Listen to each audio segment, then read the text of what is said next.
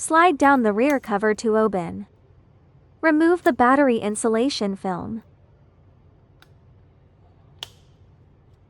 Press and hold the button for 5 seconds and release.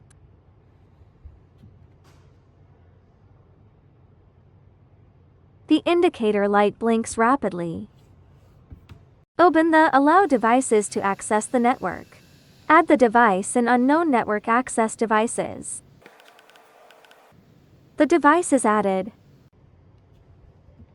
Slide down the rear cover to open. Remove the battery insulation film. Press and hold the button for 5 seconds and release.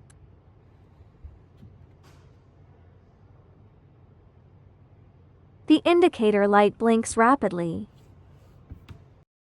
Add the device as prompted.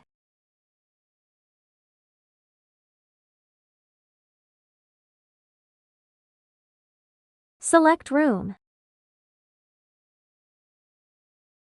Wait about 5 minutes. The device is added.